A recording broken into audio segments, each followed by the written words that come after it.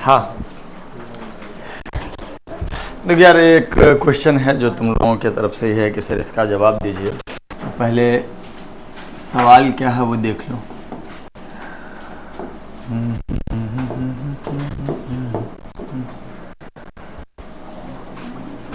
दोनों करंट जो है क्रॉस है कि डॉट है?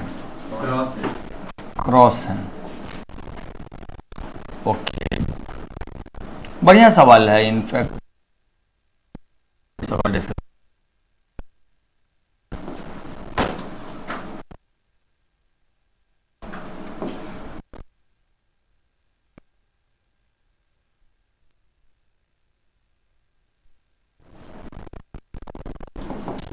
हाँ, ये दूरी ए और ये दूरी ए। नहीं, इसमें भी करंट आई, इसमें भी करंट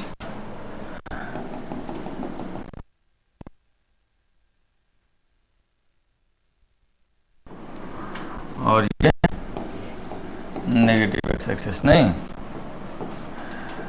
सवाल ये है कि इस एक्सिस पे मैग्नेटिक फील्ड कर रहा है। इक्वेशन लिख सके तो वो लिखे और variation of B versus X curve भी ड्रॉ करें। यही है ना सवाल। सवाल बहुत ईजी है, लोग ज़बरदस्ती इसको टफ बना रहे हैं। आओ सर थोड़ा समझते हैं। सवाल लिखना चाहो तो लिख दो, find B at any point on X axis, B versus X, है ना? ओके, बोलो। कुछ सहायता कर सकते हो आप लोग? Current negative Z axis. हाँ ठीक है, वो तो समझ देखिए कि यहाँ पे का मतलब कि एक इनफाइनाइट वायर है और नेगेटिव एक्स एक्सिस के long current, negative Z axis के लॉन्ग करंट ले जा रहा है। ये भी एक इनफाइनाइट वायर है, नेगेटिव जेड एक्सिस के लॉन्ग करंट ले जा रहा है। ये दोनों सवाल में दिया गया है और हमको एक्स एक्सिस पे कहीं मैग्नेटिक फील्ड पता करना है। What should I do?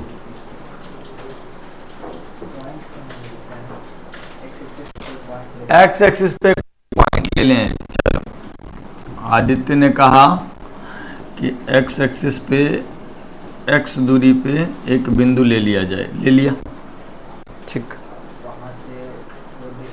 ये डिस्टेंस के बारे में कह रहा है कि सर ये डिस्टेंस पता कर लीजिए। तो ये डिस्टेंस हो जाएगा अंडर रूट ए स्क्वायर प्लस एक्स स्क्वायर। ठीक, ये एंगल मान लिया जाए कि थीटा होगा। ओके, एंड देन पहले इसकी वजह से मैग्नेटिक फील्ड के बारे में चर्चा कर लें। बताओ किधर होगा? इधर माने किधर? ये जो मेरा दिस इज आर वेक्टर ना, जहाँ पे मैग्नेटिक फील्ड पता करना है, उस आर वेक्टर का ही मैग्नीट्यूड जो है अंडर रूट ए स्क्वायर प्लस एक्स स्क्वायर। तो ये आर वेक्टर है, तो मैग्नेटिक फील्ड आर वेक्टर के परपेंडिकुलर होगा और राइट हैंड कर्ल रूल से थप्पर।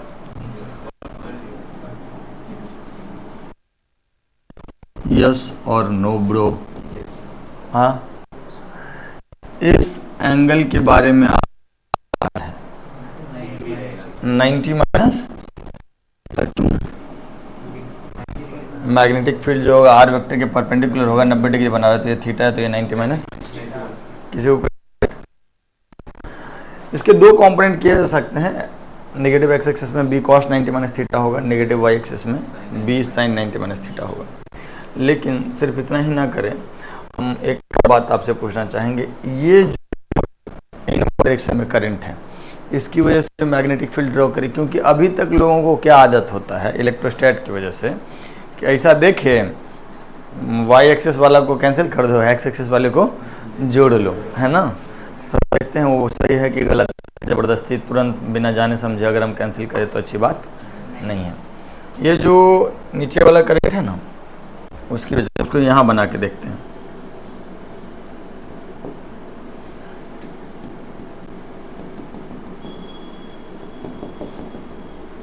ये दूरी कितना है? ए। ये x, ऑब्वियसली ये अंडर रूट ए स्क्वायर प्लस एक्स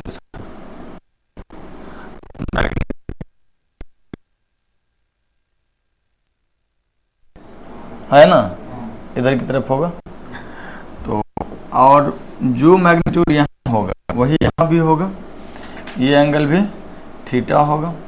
और हॉरिजेंटल, चूंकि ये 90 डिग्री है तो हॉरिजेंटल से एंगल ये वाला कितना होगा, 90 minus theta. Linear pair axis में टोटल 180 डिग्री बनाना है, ये 90 डिग्री है, ये थीटा होगा तो ये 90 माइनस थीटा होगा। हाँ ना बोल। इस b के वैल्यू पे चर्चा किया जा सकता है। इस b का वैल्यू कितना हो जाएगा, mu not I by 2 pi r का वैल्यू हम लोग बाद में पुट कर देंगे। अब सोच के बताओ कि इसका कॉस्ट 90 माइनस थीटा और इसका cost 90 minus theta, both will get cancelled out. सही कि गलत? सही है ना, दोनों का हॉरिजेंटल कंपोनेंट कैंसिल आउट हो जाएगा। तो फिर मोरल ऑफ द स्टोरी ये है कि हमको इस डायरेक्शन में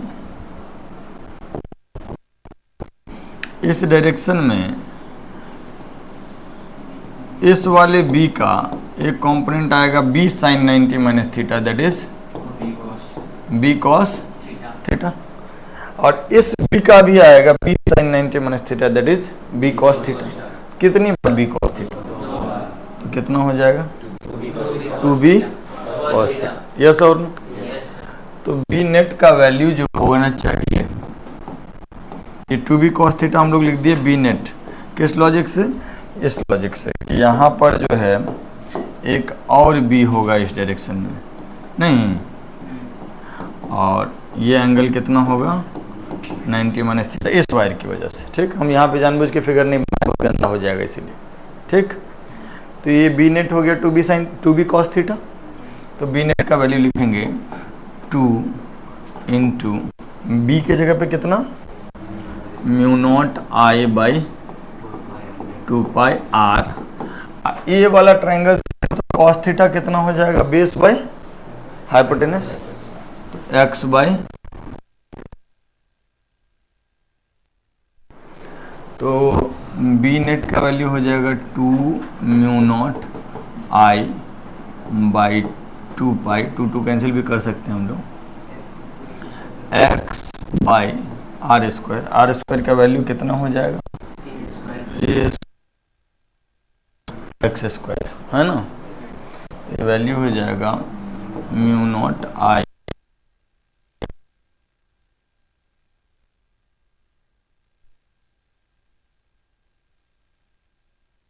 सच बोलो, हाँ, क्या आ जाएगा b नेट।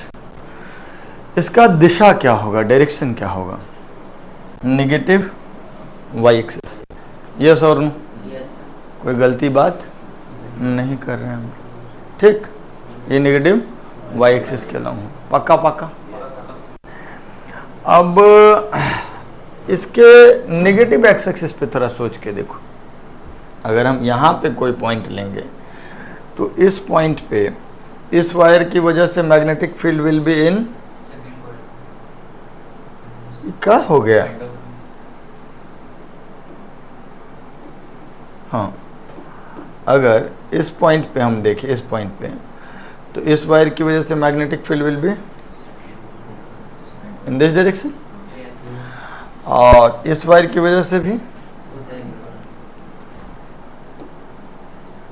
देख लो पहले, सोच लो, नहीं, इधर और ये इधर, बाकी एवरीथिंग इज सेम सेम। ये भी b होगा और ये एंगल 90 माइनस, ठीक। तो ऑब्वियसली जो वर्टिकल में जाएगा वो 2b साइन 90 माइनस थीटा हो जाएगा, that is 2b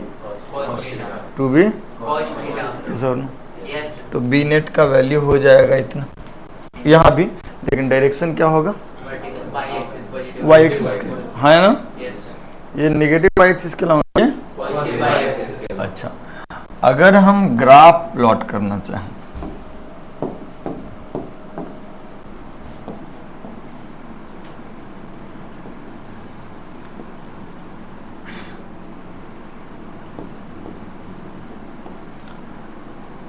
B versus x. हम अभी पॉजिटिव वाई एक्सिस मतलब इधर को पॉजिटिव डायरेक्शन मान लेते, पॉजिटिव वाई एक्सिस को पॉजिटिव डायरेक्शन मान लेते, तो negative Y axis negative direction हो जाएगा। ये बात हमको सवाल में मेंशन करना पड़ेगा कि magnetic field in positive Y axis should be taken as positive. तो एक बात बताओ, x इक्वल टू 0 पे इस बी नेट का वैल्यू कितना हो जाएगा? x इक्वल टू 0 पे बी नेट कितना होगा? तो ठीक है, ग्राफ तो यहाँ से शुरू होगा और जब x बहुत बड़ा हो जाएगा, x टेंड्स टू इन्फिनिटी, तो एक x तो कट जाएगा, लिमिट में तुम पढ़े हुए हो, लेकिन एक x नीचे में बच जाएगा। ऊपर में कोई कांस्टेंट हो, नीचे में इनफाइनाइट हो, तो ओवरऑल वैल्यू। अब 0 को ऊपर से अप्रोच करेगा कि नीचे से करेगा? क्योंकि ग्राफ को तो नेगेटिव एक्सिस के अलॉन्ग जाना है ना, मैग्नेटिक तो नीचे की तरफ, तो यहाँ तो आना है लेकिन नीचे जाके आना, तो एक बार मुड़ेगा। मुड़ने वाला पॉइंट पता करना है तो हम dv/dx इक्वल टू 0 कर देंगे, वहां से पता चल जाएगा। यस और नो? अच्छा, हम दूसरे साइड में जो ग्राफ बनाए वो ऐसा ही सिमेट्रिक बना दे या ऐसे ऊपर की तरफ, क्योंकि डायरेक्शन बिल्कुल उल्टा है। That okay? ऐसा कोई होगा भी? ठीक है, होपफुली आपको समझ में आया होगा। लिख लीजिए।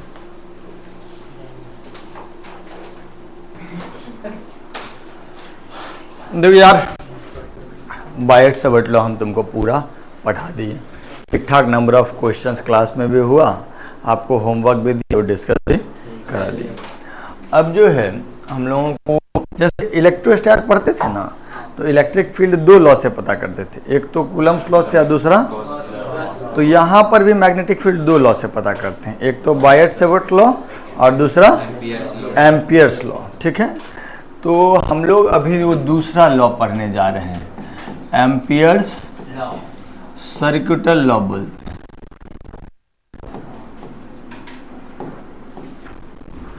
याद है गॉस लॉ में सिमेट्री बहुत ज्यादा काम करता था, बहुत सारा सवाल ऐसा था कि बहुत सारा इंटीग्रेशन हमको बचा देता, मेहनत बचा देता था, आराम से आंसर आ जाता था। लेकिन सिमेट्री वाले केसेस में, अदरवाइज अनसिमेट्रिक केसेस में गॉस लॉ यूज तो मतलब अप्लाई तो कर दोगे, लेकिन उसके हेल्प से आंसर प्राप्त नहीं हो पाता था, है ना। तो अभी हम लोग वैसा ही कुछ सिमेट्री का उपयोग यहाँ भी होगा। अभी हम लोग पढ़ने जा रहे हैं एम्पियर्स सर्किटल लॉ।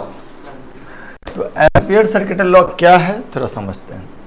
पहली बात तो इसमें हम लोग एक लूप का बात करेंगे, ठीक, जैसे ऐसा कोई टेढ़ा भी कर सकते हैं, कोई दिक्कत का बात नहीं है, ठीक।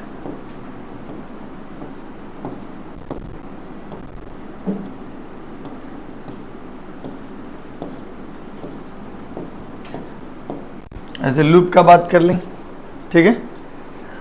और जब हम इस लूप का बात करेंगे तो इस लूप से जो बाउंडेड सरफेस है, ठीक है ना, इस सरफेस के अलोंग या लूप के अलोंग हम लोग अपना राइट हैंड का फिंगर कर्ल करेंगे और थंब का जो डायरेक्शन होगा उसका हम लोग यूज करेंगे करंट के साइन के लिए। ऑल्दो करंट कैसा है, एक स्केलर क्वांटिटी है। करंट क्या है, एक स्केलर क्वांटिटी, वेक्टर क्वांटिटी नहीं है, लेकिन इसके पास डायरेक्शन होता है। इस चैप्टर में हम लोग करंट का पॉजिटिव और नेगेटिव भी, इस टॉपिक में करंट का पॉजिटिव और नेगेटिव साइन भी उपयोग करेंगे। करंट का पॉजिटिव साइन उपयोग करेंगे, नेगेटिव साइन उपयोग करेंगे, वो निर्भर करेगा कि हम किस लूप के बारे में बात कर रहे हैं। थोड़ा सा चर्चा हम कर लेते हैं। मान लो कि हम इस लूप के बारे में बात कर रहे हैं, इस लूप के बारे में बात कर रहे हैं और कोई करंट है जो इस लूप को इंटरसेक्ट करते हुए अंदर जा रहा है या लूप को इंटरसेक्ट करते हुए बाहर आ रहा है, तो हमको उसमें से एक करंट को पॉजिटिव और एक को नेगेटिव लेना पड़ेगा। फर्ज करो, इमेजिन करो कि यहां पर एक करंट I1, ये जो लूप है एक प्लेन में होगा, इस प्लेन को कट करते हुए I1 करंट बाहर आ रहा है और इसी प्लेन को कट करते हुए I2 करंट अंदर जा रहा है। और हमको इच्छा हुआ कि हम लूप पे ऐसे चले। अगर लूप पे इस सेंस में चले which is anti clockwise sense, अगर ऐसे चले तो तुम लूप के सेंस में राइट हैंड का फिंगर कर्ल करोगे तो थंब तुमको I1 के डायरेक्शन में आएगा, I2 के ऑपोजिट आएगा। तो तब आप इस तरीके का जब मूवमेंट करेंगे तो उसके लिए I1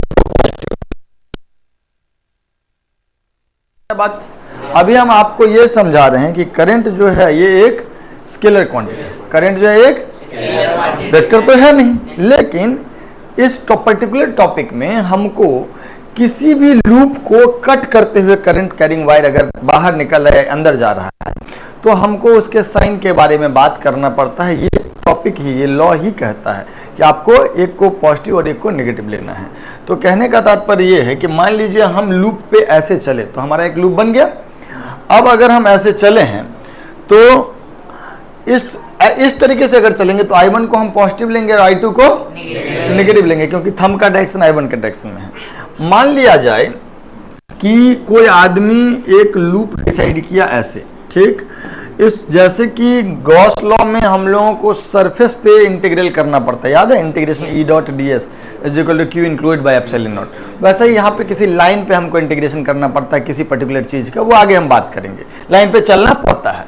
मान लो कि किसी आदमी को इच्छा हुआ कि इस लाइन पे ऐसे चले, किसी आदमी को इच्छा हुआ कि इस लाइन पे ऐसे चले, तो अगर इस लाइन पे ऐसे चल गया तो हमको यहाँ पे मान लीजिए कि एक I3 करंट है और यहाँ पे एक I4 करंट है। तो इस तरीके का अगर मूवमेंट हुआ तो इसके हिसाब से हम जब ऐसे ऐसे फिंगर कर्ल करेंगे तो I4 आपका थंब के डायरेक्शन में होगा, I3 थंब के अपोजिट हुआ। तो यहाँ पर हम I4 को पॉजिटिव लेंगे और I3 को, ये बात जानना बेहद जरूरी है, ठीक है, कि आप जिस सेंस में चल रहे हैं उस सेंस में राइट हैंड के फिंगर को कर्ल कीजिए। थंब जो डायरेक्शन देगा उस डायरेक्शन में अगर कोई करंट इस लूप को कट करते हुए बाहर आ रहा है, लूप को काटते हुए बाहर आ रहा है, तो थंब के डायरेक्शन वाले करंट को पॉजिटिव लेंगे और उसके ऑपोजिट वाले को नेगेटिव लेंगे। ये बात आपको जानना जरूरी है, ठीक है क्या।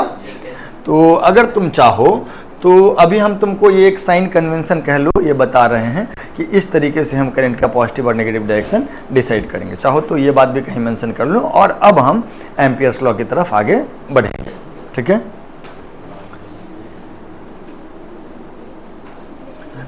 ठीक, देखो हमको मैग्नेटिक फील्ड पता करने का एक और लॉ के बना है, that is Ampere's law, ampere circuital law. Ampere circuital law क्या कहता है?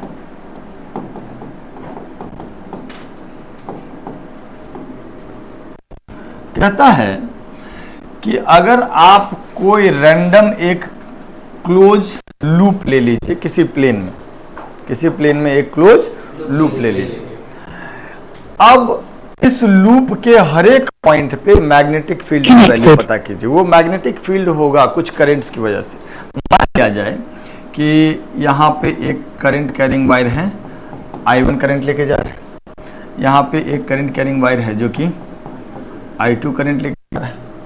यहाँ पे एक करंट कैरिंग वायर है जो I3 है बाहर की तरफ, और फिर ये I4 है अंदर की तरफ। बाहर में भी कोई है I5 और यहाँ भी है कोई I6, है ना। हमको टोटल मैग्नेटिक फील्ड पता करना है।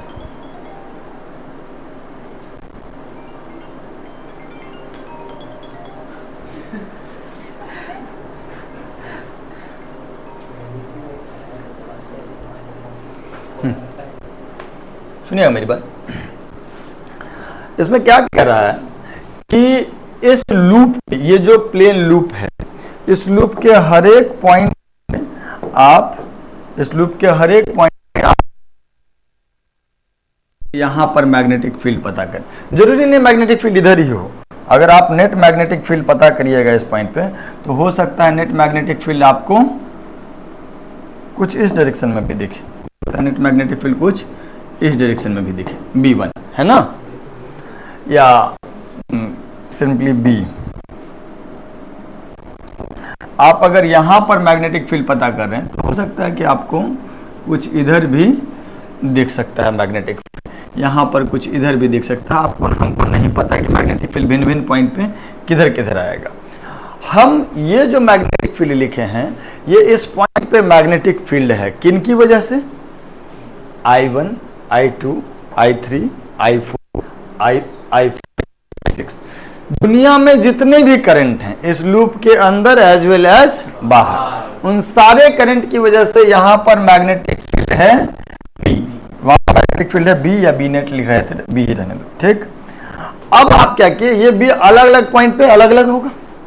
अब इस लूप पे आपको इच्छा हुआ चलने का, आपको इच्छा हुआ इस लूप पे चलने का, तो इधर एक DL होगा, इधर एक DL होगा, आप इस लूप पे चल रहे हैं, ठीक है। चल रहे हैं तो आप टेंजेंशियल डायरेक्शन में चलेंगे, कुछ ऐसे, है ना।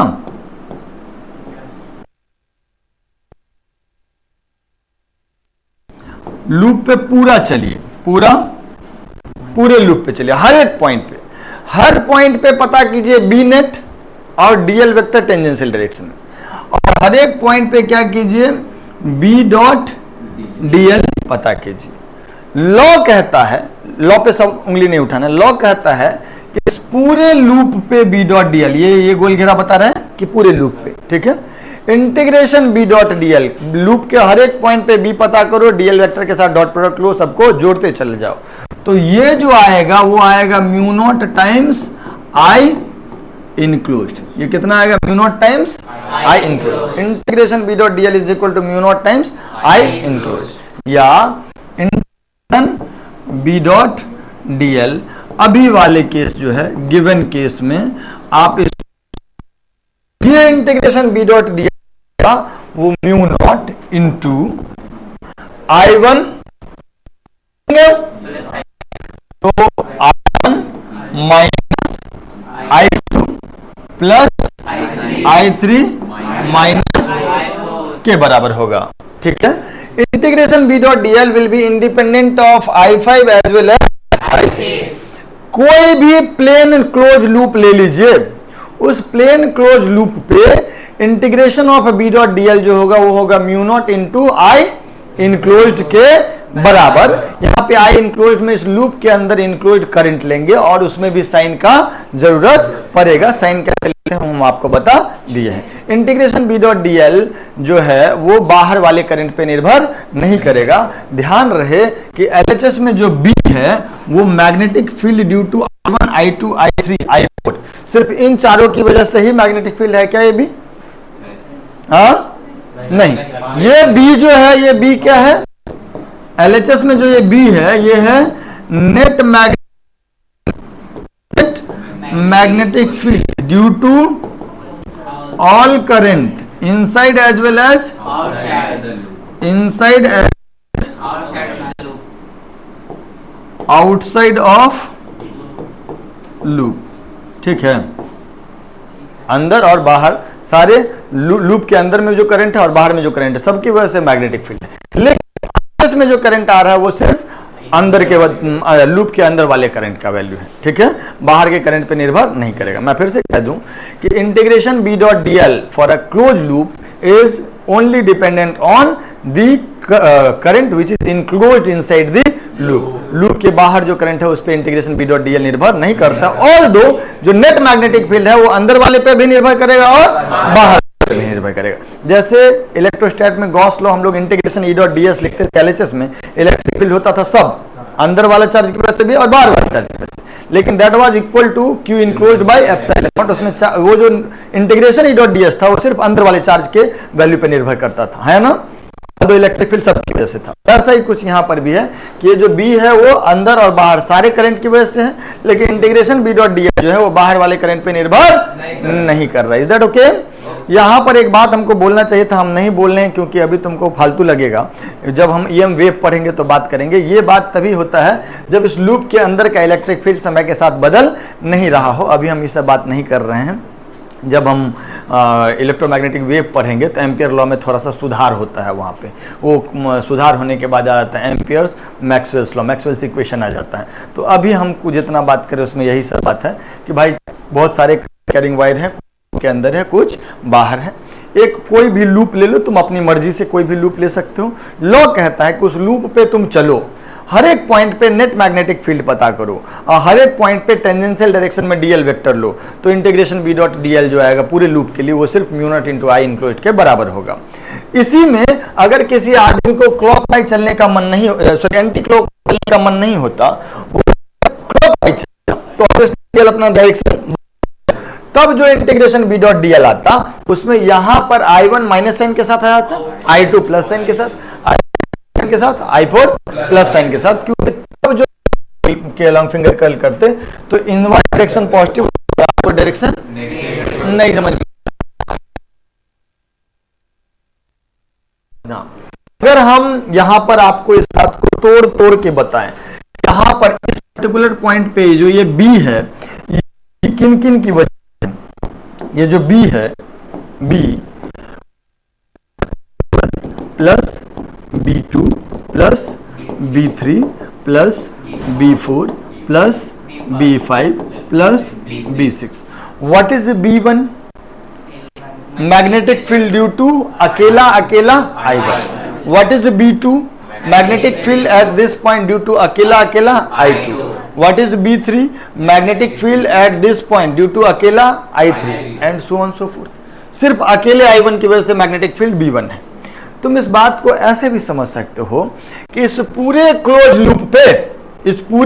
लूप पे सिर्फ I1 की वजह से अगर मैग्नेटिक फील्ड पता करें और तब उसका इंटीग्रेशन करें तो इंटीग्रेशन B1 डॉट DL का वैल्यू जो होगा वो आएगा म्यू नॉट इंटू I1। ठीक है क्या? अगर सिर्फ इस पूरे क्लोज लूप पे और ऐसे चल रहे हैं अकेला अकेला I2 की वजह से मैग्नेटिक फील्ड पता करे, जिसको हम लोग B2 बोले, और उस पूरे पे इंटीग्रेशन B2 डॉट DL करे तो किसके बराबर आएगा? म्यू नॉट इंटू पक्का माइनस, ऐसा चल रहा है ना, I2 अंदर की तरफ है तो यहाँ पे माइनस आएगा। सिमिलरली हम चार और इक्वेशन लिख सकते हैं।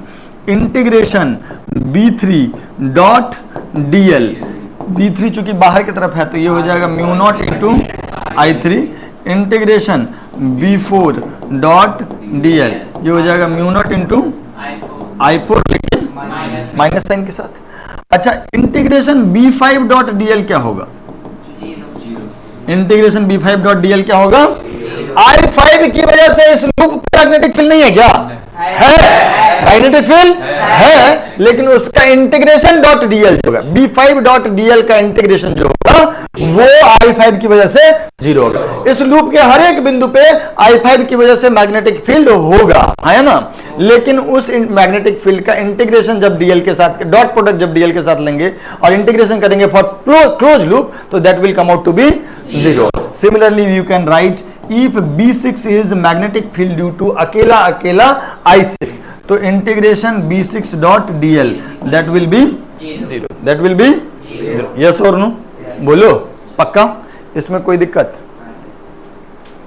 इतनी बात आप लिख लीजिए।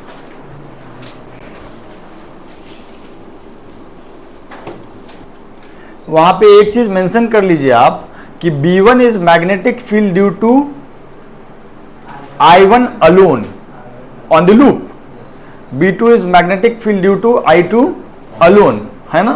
Similarly B3, B4, B5, B6 वो बात मेंशन कर लीजिएगा कि B1 से लेके B6 तक क्या है ना।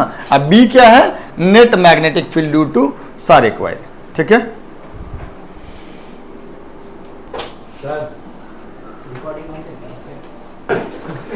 अब हम लोग क्या सीखने जा रहे हैं पता है बुआ? नहीं पता। अब हम लोग कह रहे हैं कि usage of Ampere's law in calculation of magnetic field. Usage of Ampere's law in calculation magnetic field. दो तीन वो बात अगर याद रखोगे, दो तीन बात, तो तुमको बहुत हेल्प करेगा।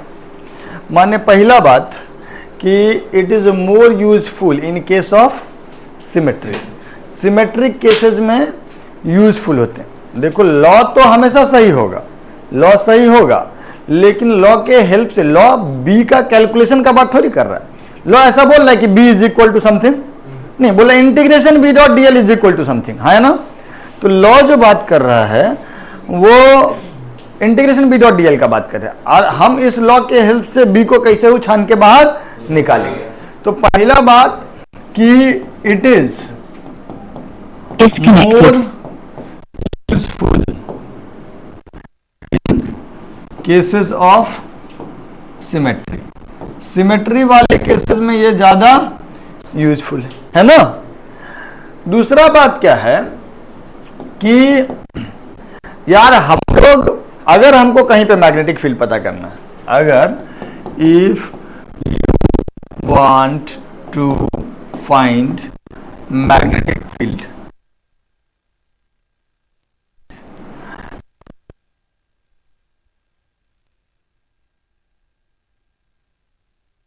पॉइंट, किसी पॉइंट में मैग्नेटिक फील्ड पता करना चाहिए, तो सबसे पहले assume a close loop, assume a close loop passing through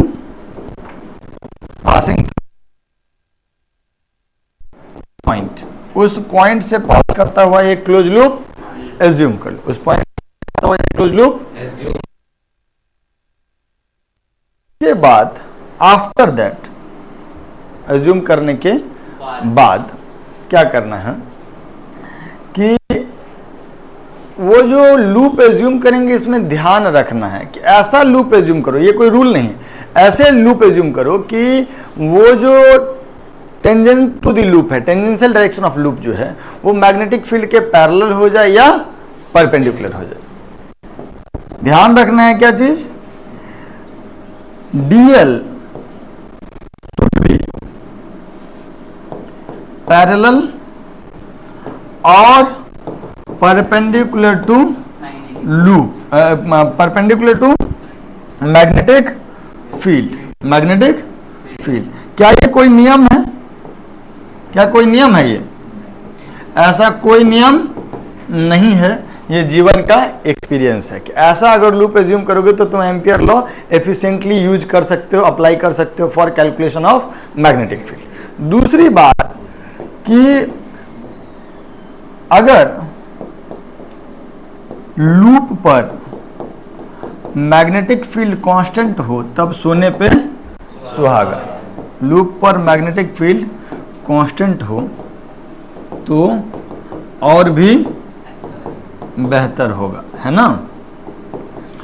ये सब करने से आप एम्पियर्स लॉ के हेल्प से मैग्नेटिक फील्ड का कैलकुलेशन आराम से कर पाएंगे।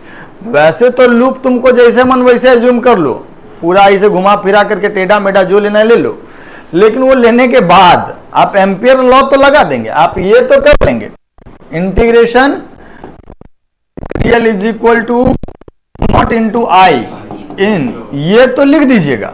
लेकिन हमारा काम ये लिखना नहीं है, हमारा इच्छा है इसमें से बी को बाहर निकालना। वो बी बाहर निकलेगा जब बी और डीएल का डॉट प्रोडक्ट में हमको दिख जाए कि हाँ यार बी और डीएल के बीच में 0 डिग्री एंगल है या 90 डिग्री एंगल है और डीएल कांस्टेंट है, तो हमको यहां पर क्लियरली दिख जाएगा integration B d l cos theta is equal to mu not into I. अब यार अगर ये थीटा ही बहुत ज्यादा वैरी करने लगे तब तो फिर हमको इंटीग्रेशन परफॉर्म करना ही पड़ जाएगा, जो अपने आप में एक सरदर्द होगा। तो इसीलिए हम कह रहे हैं कि थीटा अगर कांस्टेंट रहे, 0 डिग्री रहे, 90 डिग्री रहे या फिक्स वैल्यू रहे तो हमारे लिए ज्यादा बेहतर है। दूसरी बात हम तुमको बोले कि अगर लूप पे हर जगह मैग्नेटिक फील्ड कांस्टेंट हो तो इस इंटीग्रेशन से आप बी को बाहर कर सकते हैं, तब इंटीग्रेशन में डीएल कॉस थीटा बच जाएगा। और इसमें भी अगर हम बोल रहे हैं कि थीटा भी कांस्टेंट हो तो कॉस थीटा को भी आप बाहर कर पाइएगा, और तब इंटीग्रेशन में सिंपली बचेगा डीएल, और इंटीग्रेशन ऑफ डीएल जो होगा वो होगा पेरीमीटर ऑफ द लूप। क्या होगा? Perimeter of the. और हम लोग ज्योमेट्री में बहुत स्मार्ट आदमी हैं तो हम लोग को ट्रायंगुलर, सर्कुलर, रेक्टेंगुलर जैसा भी लूप लेंगे स्क्वायर, उसका पेरीमीटर का वैल्यू हम लोगों को पता है। अटपटा अगर लूप ले लेंगे तो फिर पेरीमीटर का वैल्यू पता करने में हमको दिक्कत होगा। तो हम आपको पहला बात बोले कि बी और डीएल के बीच एंगल 0 डिग्री हो या 90 डिग्री हो या 180 डिग्री हो, कोई कांस्टेंट वैल्यू हो। ऐसा क्यों बोले? ऐसा करने से आप यहाँ पे बी डॉट डीएल का बी डीएल कॉस थीटा लिख के कॉस थीटा को आप बाहर कर सकते हैं अगर वो कांस्टेंट है तो पूरे लूप के लिए। दूसरी बात हम बोले कि अगर इस पूरे लूप पे बी भी कांस्टेंट हो तो और ज्यादा अच्छी बात है, तब आप बी को भी बाहर कर पाएंगे। तब ये जो इंटीग्रेशन डीएल होगा, ये इंटीग्रेशन डीएल आप अपने ज्योमेट्री के समझ से पेरीमीटर का वैल्यू पता कर सकते हैं, और जब पता कर लेंगे तो तब तो इस सवाल में बी को छानना, बी को एलिमिनेट करना बहुत आसान हो जाएगा ना। B is equal to mu I enclose divided by cos theta into integration DL, जो भी है पेरीमीटर। हो सकता है कॉस थीटा का वैल्यू कुछ आ गया हो, इंटीग्रेशन डीएल पेरीमीटर हो जाएगा, तो बी का वैल्यू बहुत आराम से पता नहीं कर लेंगे। बोलो बोलो।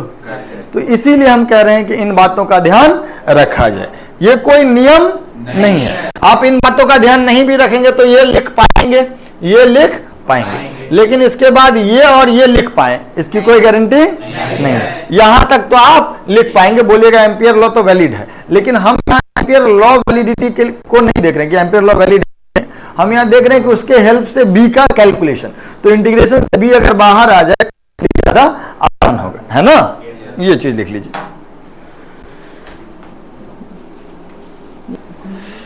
हाँ सुनो ना, हम लोग पहला कैलकुलेशन कर रहे हैं magnetic field to infinite wire, magnetic field carrying wire.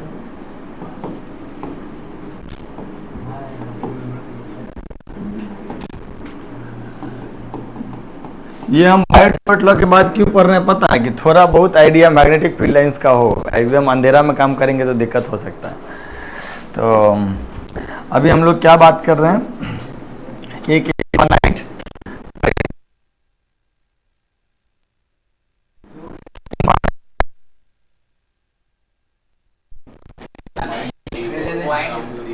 ये जो वायर का डायमेंशन होगा that is very large as compare to distance of point from the wire. तो पॉइंट का डिस्टेंस मान ले रहे हैं आर, और इस जगह पे हमको मैग्नेटिक फील्ड पता करना है, ठीक। तो सर क्या बताते क्या करें, जहां पर मैग्नेटिक फील्ड पता करना वहां से पास करता हुआ एक लूप ले। लूप कैसा ले, ट्रायंगुलर, रेक्टेंगुलर, स्क्वायर, सर्कुलर, कैसा? सिलिंड्रिकल लूप कैसे होगा बे? सर्कुलर। देखो स्क्वायर पे हम काटेंगे, बताएंगे कि स्क्वायर लेने से क्या घाटा है। हम ऐसा लूप ले लिए, ऐसा लूप ले लिए, और लूप पे हम लोग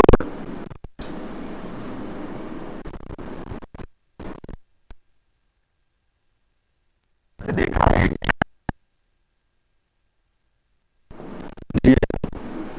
डीएल,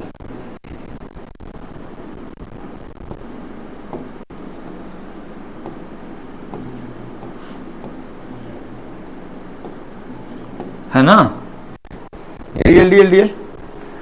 अब थोड़ा सोच समझ बताओ कि ये जो लूप लिए हैं ये सर्कुलर क्यों लिए पता है, कि ये सारे सर्कल के सारे पॉइंट जो होंगे वो लूप से समान दूरी पे हों, वो लूप से, तो जैसा पॉइंट ये है वैसा ही पॉइंट, ऐसा ही ये, सारे पॉइंट को अगर तुम ध्यान से देखोगे तो सारे पॉइंट के ऊपर में एक सेमी इनफाइनाइट वायर है और में भी एक पॉइंट मोटा मोटी एक ही जैसा है, इसी को हम लोग सिमेट्री बोलते हैं, इसी को हम लोग।